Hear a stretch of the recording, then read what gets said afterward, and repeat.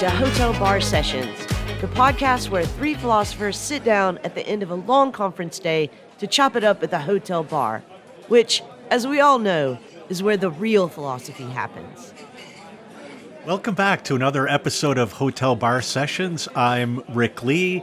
As usual, I'm joined by co-hosts Lee Johnson and Jason Reed, and we have a special guest that you'll hear more about in a moment. Today we are talking about immediacy. But before we do that, as usual, we all need something to drink, and I would like to know what you're ranting or raving about. I'll go first. So I'm going to have a margarita. We did have a couple of days last week where it sort of started to feel like spring, so I'm trying to encourage it. Porch drinks.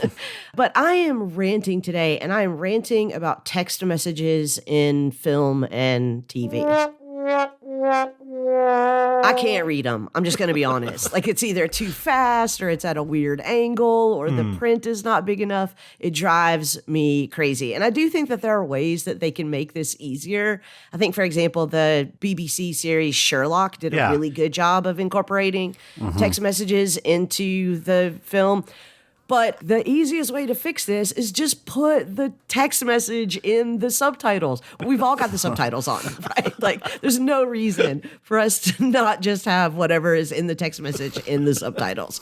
So that's my rant. And by the way, get off my lawn! Yeah, right?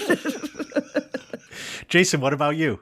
I'm going to have a Diamond Island Mojito from the newly opened Jerome's, a bar opened by one former student of mine here in Portland.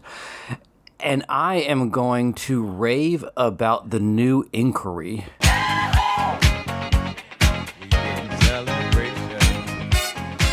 They just did a great piece on the University of Austin's forbidden courses. If you haven't been following this is the strip mall university opened by the defenders of free speech. It's just a read which is hilarious and horrifying at the same time.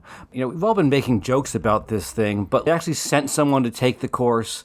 And journalism is definitely undervalued, long-form journalism. Yeah. No one wants to pay for it, but everyone wants to share it. It's kind of a big problem. Yeah. So we have Anna Kornbluh joining us this week, which I'm very excited. So Anna, what are you having and what are you ranting or raving about? This week I'm raving about The Sting.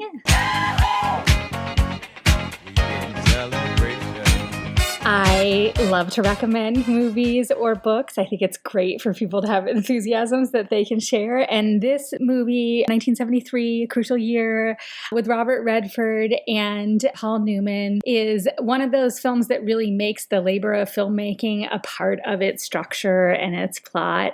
So in pulling off a long con, there's a whole lot of attention to mise en scène, casting, costumes, playing a role. They treat the con not just like the charismatic con man putting one over with a story, but the whole team doing concerted logistics to achieve something. I love teamwork. I love logistics movies. I love movies that are about collective effort. And they are so dreamy the whole time. They are. Oh my God. Nice. Rick, what about you? What are you drinking and what are you ranting or raving about? Well, like Anna, I am also in Chicago, and the weather has turned eerily springtime. It's going to be 60 someday this week, which is odd. So I'm going to have a French 75. This week I am raving about Cécile McLaurin-Salvant. I think that's how her name is pronounced. Although she was born in Miami, she has one French parent and one Haitian parent. She is just a really fantastic young jazz singer who has both a modern voice and also goes back to the classics. She's just really, really fantastic. This week, we're talking about immediacy. So, Jason, let me go directly to you. If one wanted to do a what's hot and what's not list of contemporary cultural trends and possibilities, one could say that immediacy is hot and mediation is not. Immediacy is hot in popular culture as long-standing forms of representation, such as films and novels, give way to the immediacy of presentation, TikTok videos, and the hot takes of the moment on social media. But what is striking about this tendency towards immediacy is that it's not just about social media and kids these days. The turn to immediacy runs the gamut from high to low culture, from reality TV to the prevalence of memoir and fiction and such trends as autofiction and even auto theory. And this turn away from mediation towards immediacy could also be found in politics, not just the politics of the terminally online that address every issue with a new hashtag and profile pic, replacing organization with expression, but also in the supposed radical politics that seek to realize their goals without the mediation of a state, party, or union organization. All of which leads us to ask, why has immediacy become so hot? What are the historical and economic conditions of this turn towards immediacy, and what do they mean for us? Joining us to discuss this is Anna Kornbluh, author of Immediacy, or the Style of Too Late Capitalism.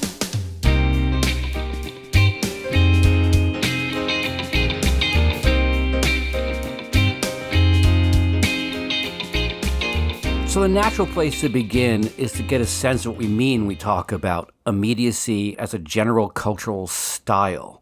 What are some examples of this immediacy that we're talking about? Thanks so much, Jason. Thank you guys for reading and thinking also. I really appreciate it.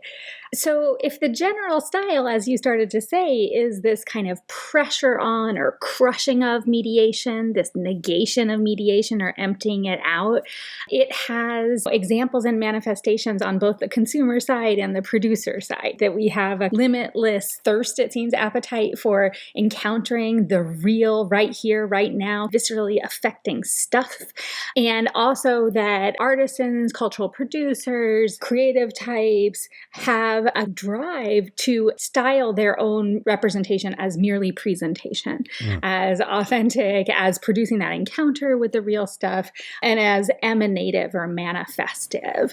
That would be the kind of general logic there. And then to just take some examples that we can span the gamut from things like trends in gallery art, what we might think of as high art, towards what are called relational aesthetics or sometimes social practice, taking apart the work of art or excising the bounds of having a specific medium and trying to instead engender an experience. So I'm not going to make a painting or a sculpture. I am going to stage an encounter in a gallery space, or even use a gallery space to deliver a service like dentistry or, make a meal, where the emphasis is on these kinds of irremediable, unreplicable, evanescent kinds of bodily intensities and experiences that don't lend themselves to the whole apparatus of representation, mediation, and medium. So that would be one example from the kind of high world. And, to take examples from the low world, I'm trying to figure out in the book, is there not actually a surprising uniformity of original streaming content, right? Like we all feel this crush of there's so much, this deluge, and it's all so different, and it can be all so tailored. But there is an incredibly palpable, markable, studyable tendency in a lot of original streaming content towards things like front-facing cinematography, where there's this constant direct address of the protagonist to the camera. And that seems to be the integration of the platform for streaming with the devices that we also communicate with our loved ones on, FaceTime and so on. The industry does call that device integration. So there's blurring of the lines between something like a one-on-one conversation and our relationship to a protagonist and their confessional mode in an original streaming show. And it doesn't have the kind of effect that that form of directive address might have had in an older media ecology or an older economy. You can think of just endless shows that do that, from early Netflix and Amazon original content stuff like Fleabag and House of Cards up through Abbott Elementary. Like, why this device everywhere right now? That would be getting at this pervasiveness of the style. One of the things that occurred to me in reading your work is there is also a lack of mediation of style itself. Like when I think about people on TikTok or Instagram presenting themselves as if they were authentic, what they're presenting is there's no style through which they are mediated. They are, in a sense, just there as they are, without purportedly anything coming between me, the viewer, and them. There does seem to be an incredible lack of style in these examples that you've been giving. Yeah, style is really a fraught and vexed thing. Like, how do you know it? And when something is styling itself as being unstyled, can we even talk about it as a style? But I'm trying to put my finger on those paradoxes in using that word. And I definitely think that, for instance, there are formal conventions that we can find lots of successful TikTokers using, or lots of successful influencers who are giving us the no filter, right? There are often these kinds of declarations like, this is the real me, or I'm not wearing any makeup, or there's no lighting here, or stuff like that, right? So there's these kind of principles that way. There is, again, the front-facing kind of dimension of it. There is an appeal to the connection that we can have across these platforms and across these devices, that I am just the uncut funk that is emanating from my unmade up face, and that's going to resonate with you. But there are formal grammars to those kinds of things. And indeed, there's a whole ideological structure to the claim that I have these infinite inner resources that just abundantly effulge out at you, and that you can just sort of vibe with me and be in my stream and be in my intensity. So the whole influencer discourse often has this, well, this is just my innate strength. This is just my charisma. This is just me, and you do you, right? Right. And I think that is a logic that we can start to try to point out and start to try to identify and talk about. I know this is not going to come as a surprise to my co-host, but I'm going to defend TikTok here a little bit because I do think that what you're describing is a style, a genre of TikTok content. And I think that there are a lot of styles on TikTok. There's the get ready with me, which is a lot like what you're talking about. But there's also these mini vignettes that people stage. There's doing whatever dance trend or whatever is hot at the moment. And I don't think that all of them exactly have the reliance on immediacy that you're describing.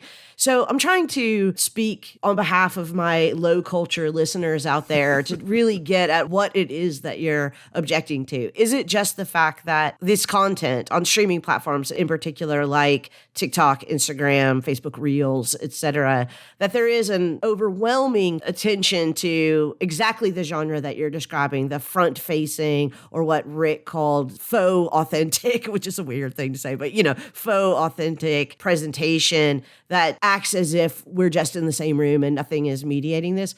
I mean, is that what you're objecting to? Or do you think that this can be extended to all of the content on all of the platforms? Okay, I really appreciate that question. So first of all, the book is not a study of TikTok. Like, I just want to make that clear. So I would read that book, but go ahead. Rick's question. Yeah, no, one is waiting for the cool study of TikTok. But one of the incredible ironies about this book is that I wrote it a long time ago. Academic publishing timelines take a long time. Peer review takes a while. Mm-hmm. Marketing takes a while. There were lots of paper supply chain delays. There were inexplicable delays that I still don't understand. The press has to manage its catalog and so on.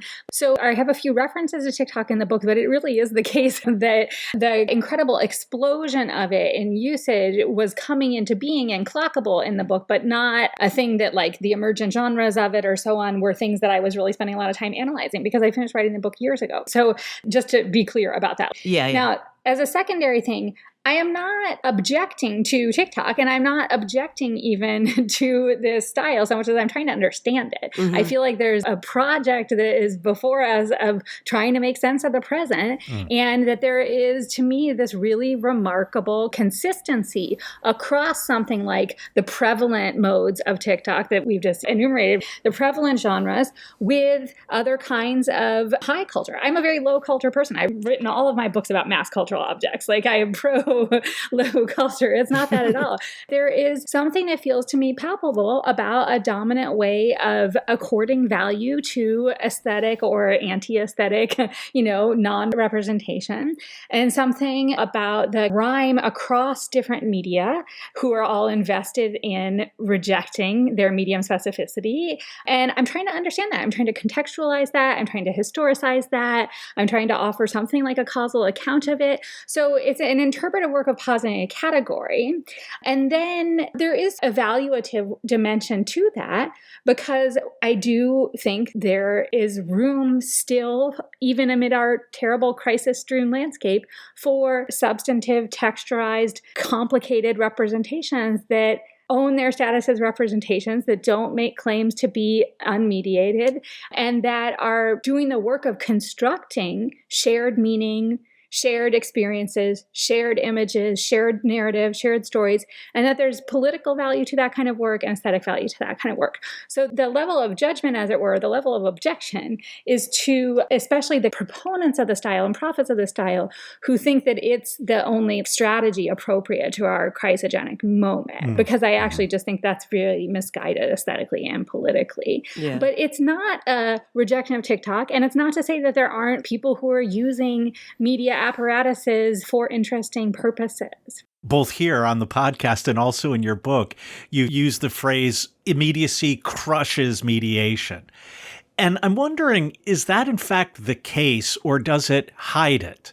You know, I'm a good Marxist. I think it's mediation all the way down. There's nothing that is not mediated. Even immediacy is mediated.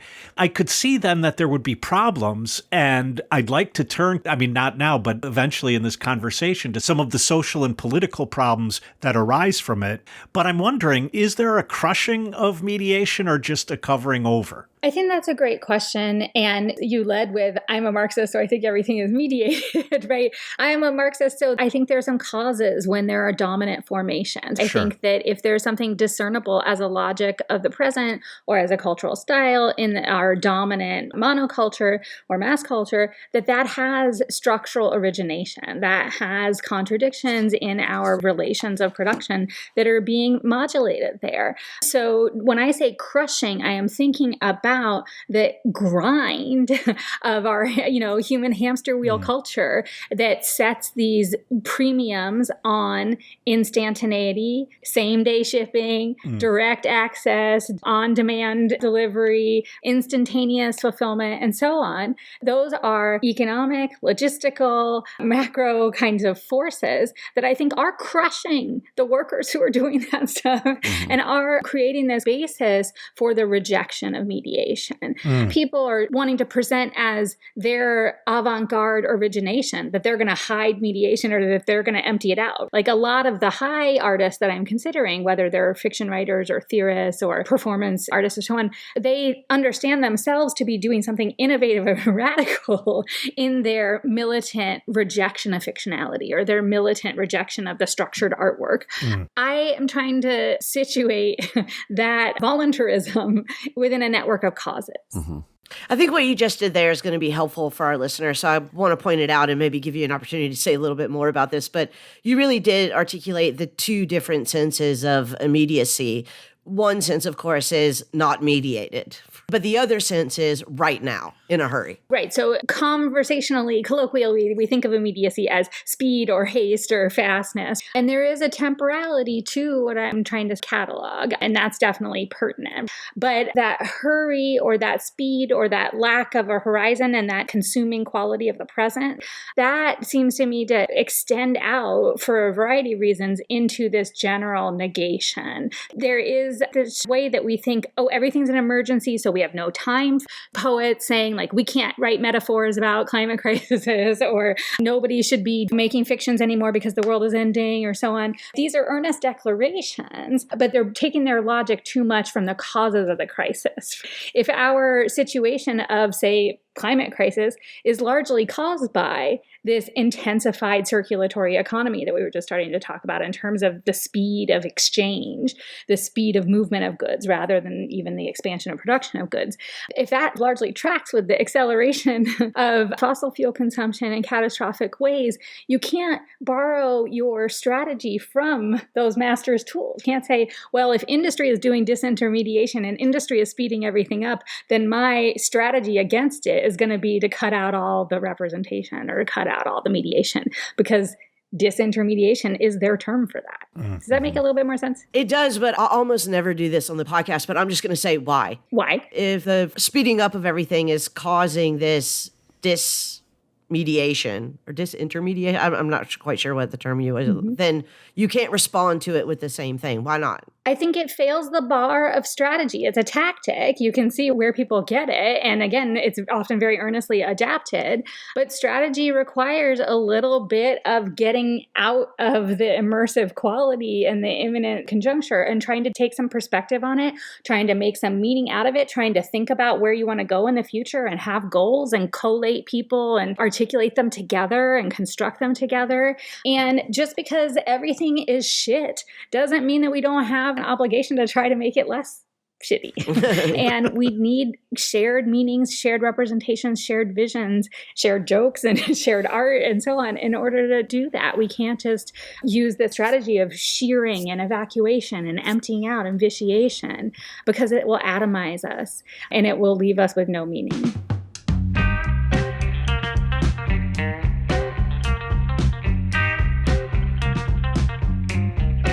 If you were to ask me what this podcast is about, I would say it's about having a drink while having fun talking about serious things.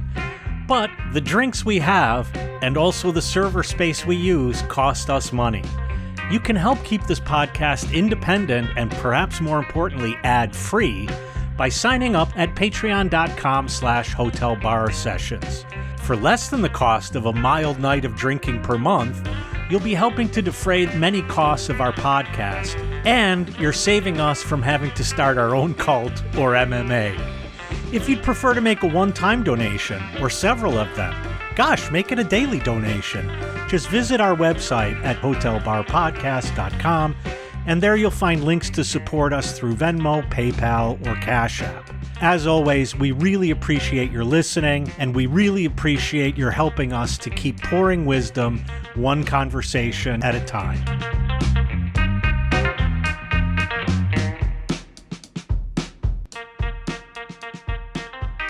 Anna, your book has its epigraph from Hegel. Immediacy is essentially mediated.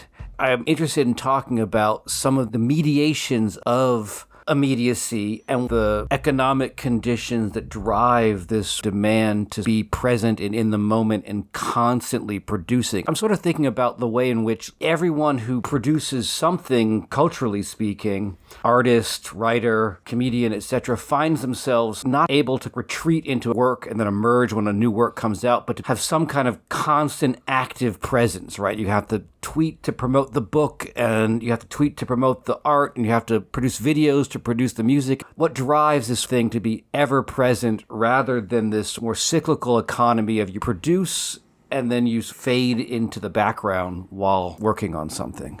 Yeah, I mean, I think that's a really nice description of this predicament for creative producers, the predicament for creative laborers.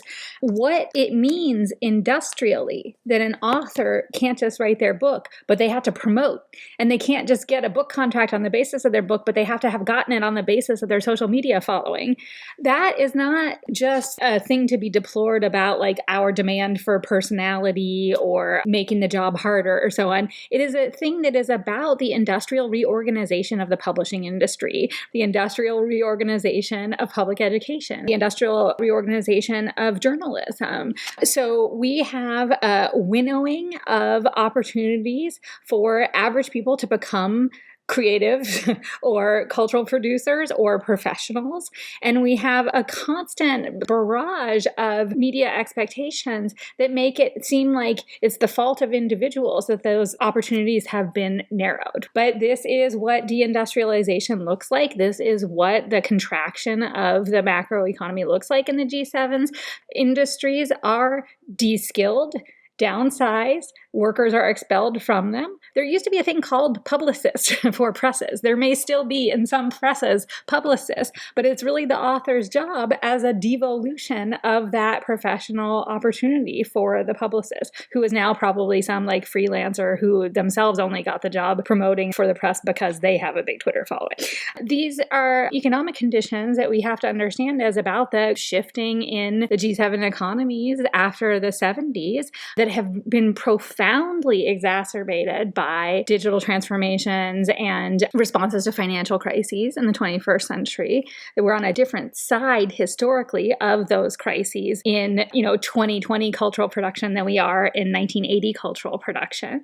To go back also to Rick's observations earlier, or Lee's thoughts about TikTok, what is weird for us is that we have this deindustrialization that is then covered over with the charisma of the producer. So it's like things have been taken apart in the workplace, things have been taken apart in the arena of production, and then the individual charismatic emanator is going to just fill that void. And boy, is that hard work.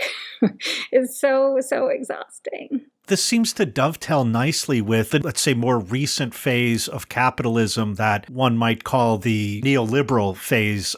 If one looks back at Marx's critique of an economist like Malthus or others of the time, he says that they begin with population as something that seems to be concrete and immediate, but in fact, it's mediated through all sorts of things: gender, division of labor, class division, racial divisions, and so on. And here, I think with the neoliberal economy, we don't begin with population, but capital begins at home, as it were. Any capital that I could produce and amass starts with myself, now considered to be my own capital. I think one of the implications in industry and business is that we now all have to do everything. Even as academics, I think we see this. I have to now keep my own website, and I have to do an awful lot of scheduling and other things I didn't used to have to do. I have to put my own human capital to work in order to produce more capital. That, I think, puts a big pressure on this kind of immediacy and this charisma, as you were talking about, that now I have to be the one generating all of this income. I have to be generating the huge following. I have to be generating all of this. And so this move that you're talking about, one of the forms in which it actually is mediated, so immediacy is mediated, is through this neoliberalization of the economy. 100%. I think that's very well said, and that's very, very true. And we're used to telling that story in terms of its effect on institutions and in terms of Melinda Cooper's concept of responsibilization, like almost moral forces, as Adam Kotsko argues. And we're used to telling that story in terms of ideological formation that is driving the compression of state functioning or subordination of state functioning to market imperatives. Or even there's a moment where Frederick Jameson tells that story as the penetration of the logic of reification into even the unconscious. So if my capital begins at home, it begins with my infinite individual resource that is just supposed to manifest, that is just supposed to actualize itself. Right. I don't need early childcare programs. I don't need infant nutrition programs. I don't need maternity leave. I don't need, right? I'm going to be a toddler influencer, which there are those, So we have the whole ideological matrix of neoliberalism as the management of human resources and as the decommissioning of social welfare structures for that management, that crisis of social reproduction. Right. And then what do we get as the aesthetic style atop that, or the pseudo-ethical justification for it, but a lot of discourse about self-actualization, about authenticity. Right. Hashtag manifest is a self-help trend. It's just really important context to try to think through. I was thinking about the famous Jean-Francois Lyotard line that postmodernism is an incredulity towards meta-narratives. The whole meta-narratives of progress and sort of fall out of favor. And it seems to me that part of what you're saying about the style of too late capitalism is its incredulity towards narrative as such. Narrative becomes itself suspect. And one of the things I thought was interesting in reading your book is the short circuit you perform, where you point out that all of these high literary type figures, in their turn towards memoir or autofiction, they're sort of saying stuff about fiction that I sometimes hear when I teach a novel in classes. Like, why should I read this? It's just something someone made up. It just seems fake to me. It's much more real to get someone to say what they're saying and not make up a story about it. What do we lose when we lose the mediation of forms, aesthetic forms like novels, films, etc., in this push to replace them all with immediate self-expression. The text-to-video thing dropped, and this fantasy that comes with these things, like one day you're going to be able to sit down at your computer and write that you want to see a movie where Captain America and Indiana Jones team up to fight Nazis, and boom, that movie's going to manifest itself immediately, and you're going to get instant gratification. Although it's worth pointing out that every time people talk about this, they talk about it with acknowledged intellectual property figures. When everyone says that you can write your own movie, they always end up referencing characters. Like, you didn't come up with that character. When I hear those responses, I say to myself, well, you can do that, but it wouldn't be a movie. In the same way that just saying what you've gone through, like these stories that, not stories, but these writings that depict everything that happened in your day, it's not a novel. It's something, but it's not a novel. It's a refusal of that mediation. It's a really helpful distinction that you're making between rejection of meta-narrative or illegitimacy of meta-narrative and illegitimacy of narrative. And I think that's precisely what's at stake. So what are the features of narrative that are being attacked? Something like temporal duration. We often find that a lot of these contemporary fictions, whether avant-gardist or popular, have a very compressed temporal horizon. So there's not a lot of transformation that's possible. They have a compression of plot, right? There's not a patterning of events. Maybe nothing happens. So there is a devolution then to the importance of character and of ethos. It comes out of balance. The novel is historically a form that can balance plot and setting and description and character. And here we have hypervalence of character or ethos and devaluing of plot and temporal duration and transformation, hypervaluing of presence. It tends to often bring along with it the notion that it is illegitimate to represent a field of difference. Social heterogeneity is a principle of expansiveness of what we might call kind of literary realism or aesthetic realism in many, many modes. And if you don't have different geolocations, different contexts, different time periods, because you have a compressed time span for your plot or a non-plot, if you don't have different kinds of characters because you only have a first-person narrator who can only focalize on himself and who thinks that it's illegitimate to have characters because those are unknowable emanative essences that have to manifest themselves in their own text, like in succession with yours, then you lose the fabric of common meaning. You lose the possibility of abstracting from experience. You lose the possibility of constructing knowledge and constructing woofs for commonality and sharedness. In fiction, if you only write in the first person, you lose much of what constitutes fictionality, which is this impossible point of view that none of us get to have in our everyday lives, in our stupid little meat envelopes. The ability to evoke the collective, the ability to evoke ideology, the ability to evoke kind of unowned thought or thought that doesn't belong to any one person, all of those things are lost when we reject narrative in these ways.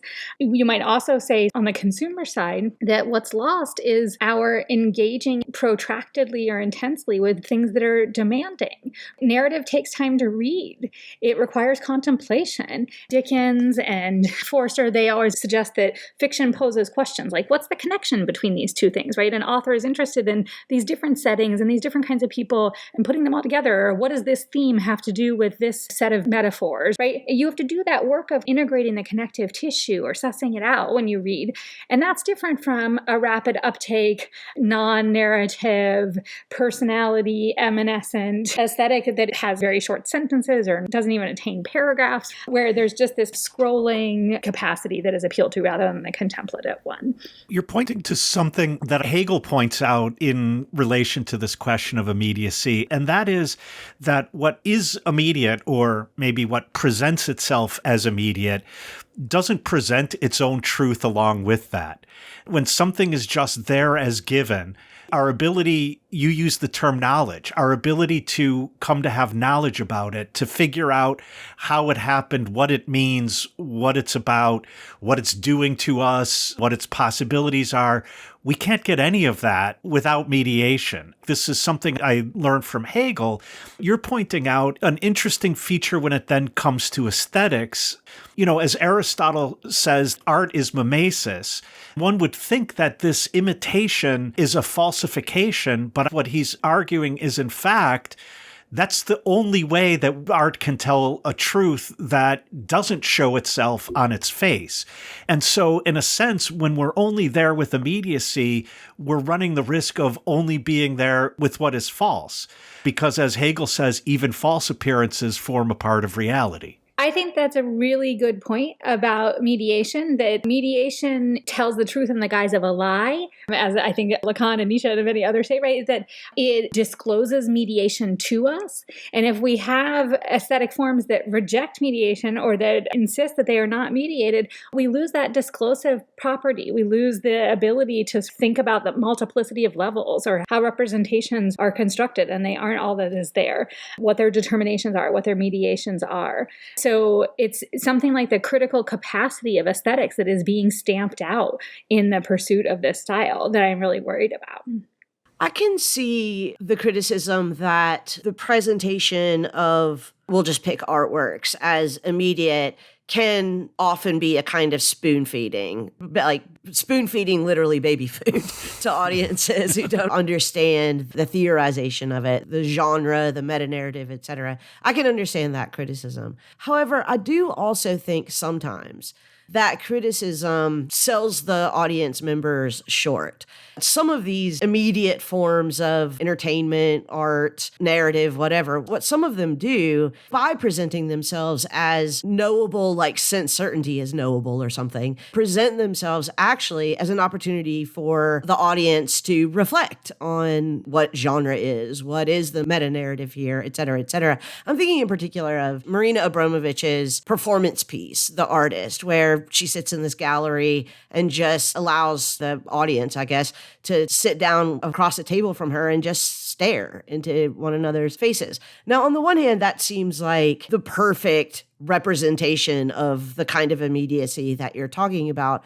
But it seems to me to, in some ways, sell short the audience there to not recognize that, of course, in all that time waiting in line, in all of their observations of other people sitting in front of Abramovich before they sit, in the moments that they're staring into her face, that there is a lot of working through what's going on here and the meaning of what's going on here and the way that we're all connected or forced to feel disconnected that is, in fact, not immediate at all. I mean, it seems to me that despite the fact that that is a performance piece that seems immediate, like here is the artist, just come sit in front of her and look in her face. What actually happens there is not that at all. And so I wonder if maybe we're underestimating people's capacity to understand how immediacy is always mediated. I think that's incredibly well observed, and it points to this really interesting contradiction that has been there since the beginning of cultural studies and often accompanies Marxist cultural aesthetic interpretation, which is, okay, but you can't predict what people are going to do with the objects, right? So there are people who study what do consumers do with objects. There are methods in cultural studies. There are ethnographies of consumers. There are ways of according so much critical energy to book talk, for instance, or to fan fiction. There are maybe even some empirical political conclusions that people can draw from, like, oh, was this movie actually radical? What did people do who watched it and then went and made meaning with their friends and started clubs about it? Like, that's a whole domain of sociological inquiry of cultural studies. It is methodologically a different domain than that of the study of aesthetic form. It is methodologically a different domain than the study of the historical determination of the conditions of production for aesthetic form.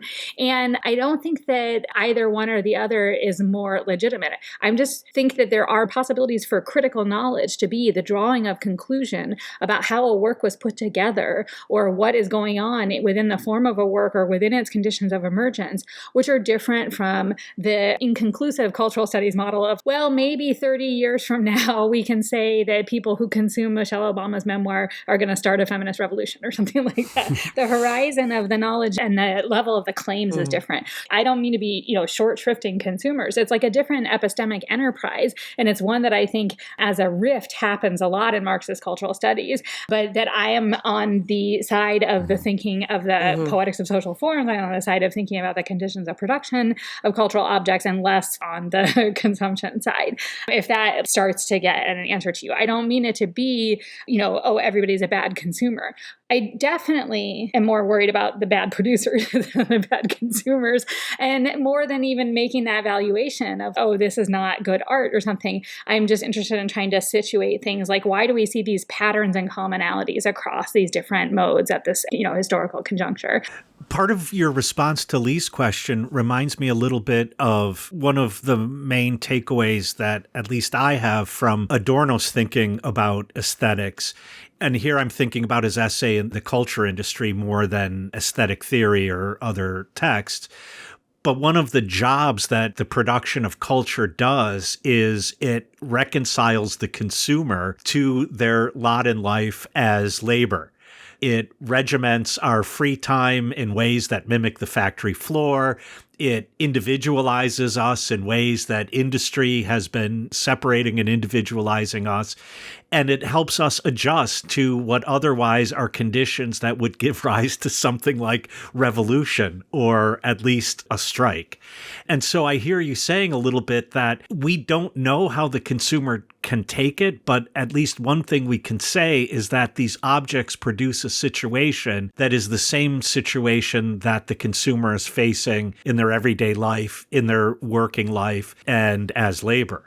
When things are positioned for rapid uptake, or when they are positioned for personalized, algorithmically tailored mirroring, that reflects a situation where the consumers themselves don't have time to consume, right? Like they're working 2 jobs, they cannot afford the time to watch a movie, so they can only watch TikToks, or they don't feel that they have the luxury of the thicknesses of things that take a little while to get because they have to get the message so that they can participate in the take culture around it so that they can have that opportunity for those bridges. Our opportunities for participating in culture have been dramatically attenuated by things like the Common Core curriculum and attacks on education and attacks on the idea of public media. Their working conditions and their living conditions don't optimize, as it were, their consuming experience. So I think that a lot of the art that pretends to not be art, that is teaching us, you've got it instantly, right? Like here's the message and the message is transparent and this is for you. And now go make your own. That is about habituating us back to that industrial context of always laboring in uncompensated and unproductive ways. I don't want to be like Pavlov's dog here, but I do want to defend TikTok again at this moment because that just seems untrue to me. I think that we can see in TikTok right now, and again, I'm stipulating that you wrote this several years ago and TikTok is a very fast-moving platform out there. But it does seem to me that what we're seeing in TikTok now is very similar to what Tufekci wrote about in Twitter and Tear Gas, that it actually is a site of comradeship. It is a site of political mobilization. And that doesn't always mean Marxist revolution. Sometimes that means a bunch of 6th graders figuring out how to prank their teacher. That's political organization. That's a way of saying this immediacy allows me to join with a group of people as a collective to do something collectively. And, kids don't prank your teachers, but at the same time, it doesn't surprise me if kids want to do this for all the reasons that you just said. They're in these Common Core public education classrooms and they're bored stiff. It seems pointless, and they want to move fast and break things. Well said, and surely true in all kinds of ways. I guess the question is, again, to go back to our question about strategy and tactics and who you're taking your logic from, what is the sustained kind of organization that might come out of these platforms or grammars? What is the capacity for actually ultimately wielding collective sovereignty and not just having spontaneous pranks? So let me give you an example. Cyber sleuths. There are people solving crimes, literally solving crime, tracking down rapists. That's sustained collective political action. I don't think that the deputizing of the public for the carceral state is a thing that I want to go down the road of championing the emancipatory apparatus for. I really don't. I mean, that's like next door. No. I'm not thinking about next door. Most of these people are not considering themselves deputies. They're considering themselves victims advocates. That's a totally different thing. Yeah. I don't know. I guess I would want to look at some study of these. Yeah. Anyway, I interrupted you. I'm sorry. You're making a completely fair point. I don't know why I like this weird tick to defend TikTok.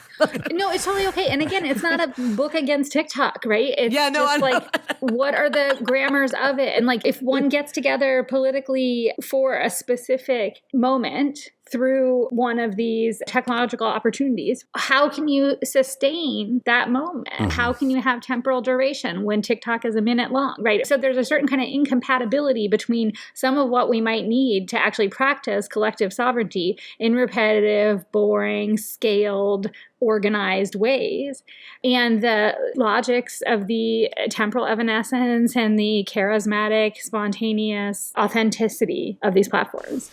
I hope you don't think that I'm being unnecessarily difficult here. I feel like I'm poking at things that I think an average listener who's not super familiar with Marxist theory would be asking. No, I 100% appreciate that. And the whole point of writing a book that isn't a memoir is to try to get people to poke at things.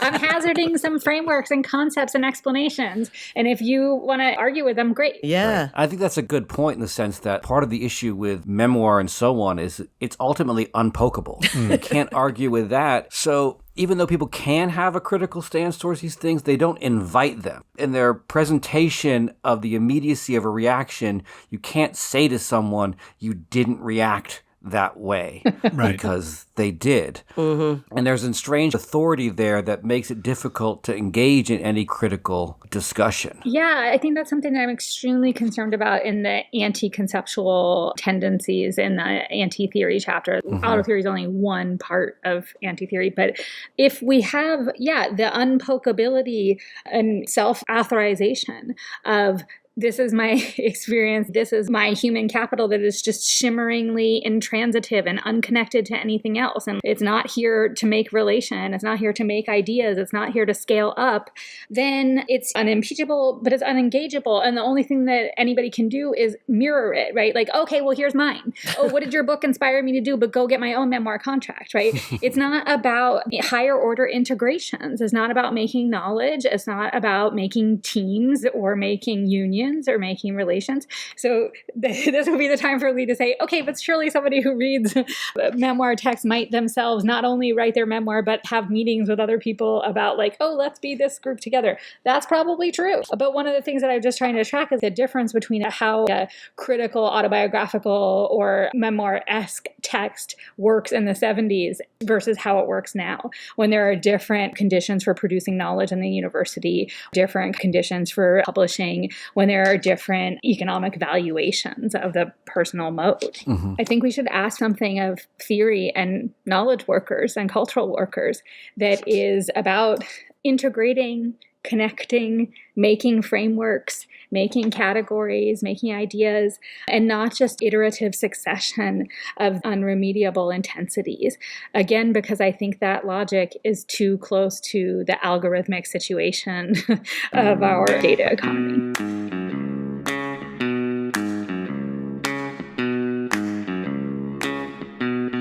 Did you know that Hotel Bar Podcast is more than just a podcast?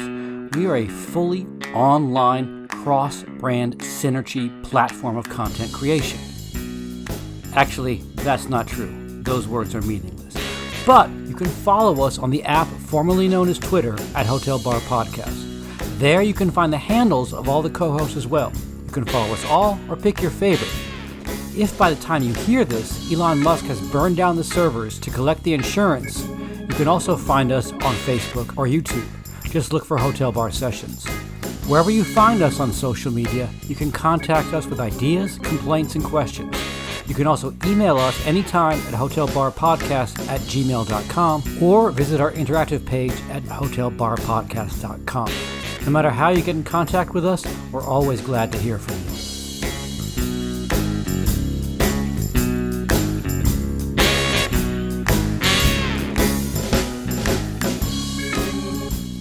So, Jason, the other thing about unpokeability, okay, so you've just named that. I love that word. It's great. But if we think about this unassailability or this unrelatability, just these shimmering, discrete particulars, if one tries to say, wait, that's not all there is, then the problem is that people think that you're trying to negate their experience or their testimony. And I've noticed some realm of reaction is like, oh, well, it's mean to do this. Mm-hmm. And I try to say in the book that there are some limitations to this formation. These are vulnerable confessions or they're compelling portrayals.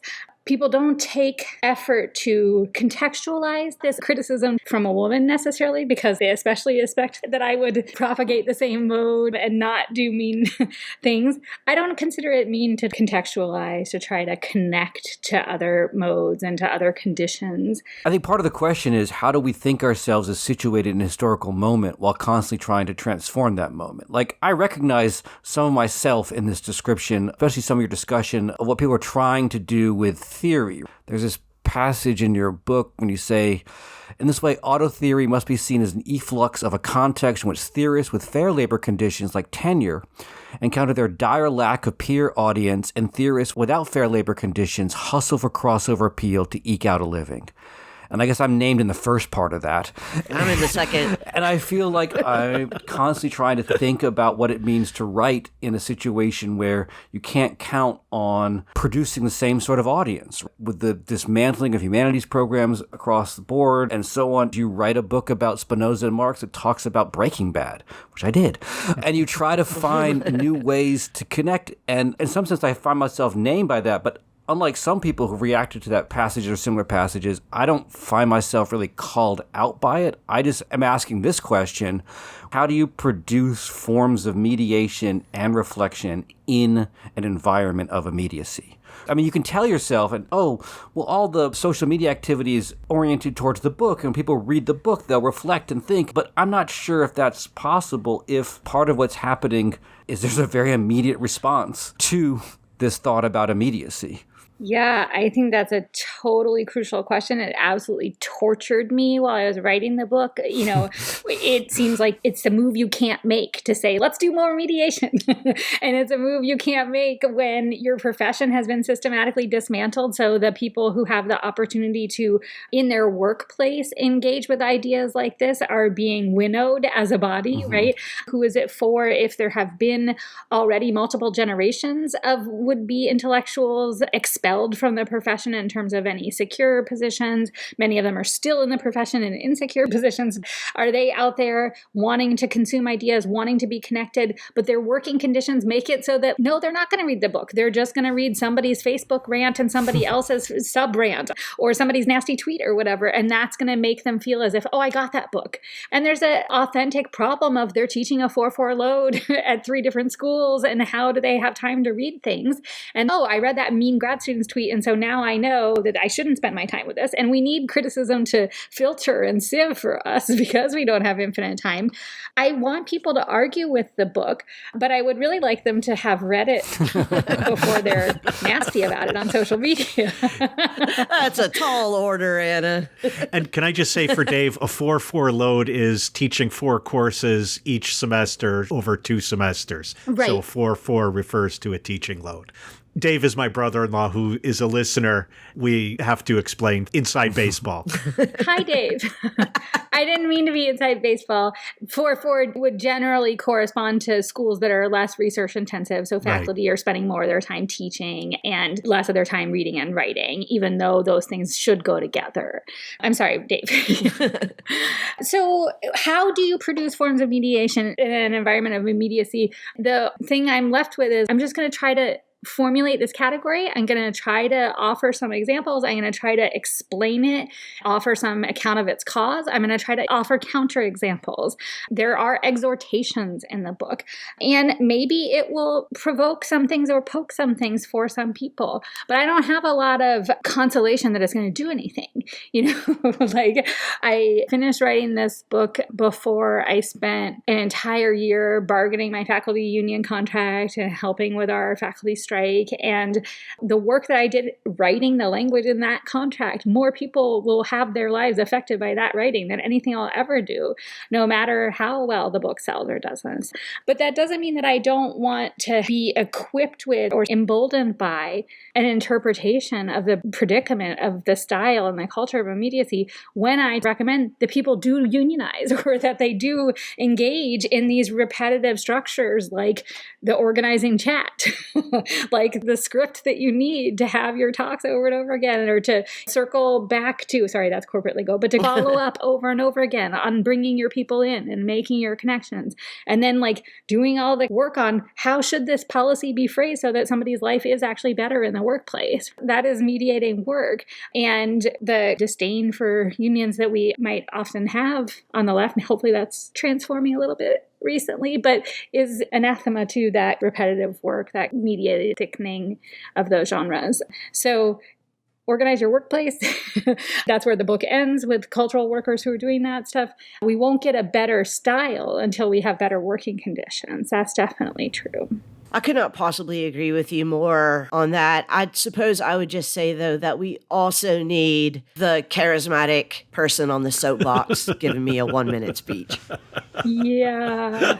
My union president is really compelling as a talker, and I get it. Slogans, they're little mediations that hold things together, that prompt movements. Mm-hmm. Black Lives Matter is such a powerful slogan, or Medicare for all. Me too. Right.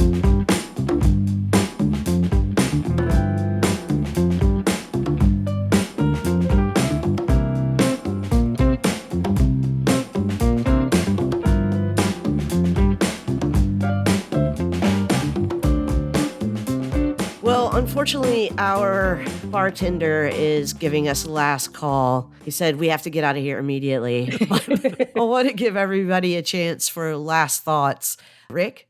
And I just want to thank you for spending time with us to actually, I think, engage in a bit of mediating through the question of immediacy. And I think we try here at Hotel Bar Sessions to bring that slower, reflective pace of mediation to people who otherwise wouldn't have the chance. So thank you very much for joining us and bringing us this topic. Jason, what about you?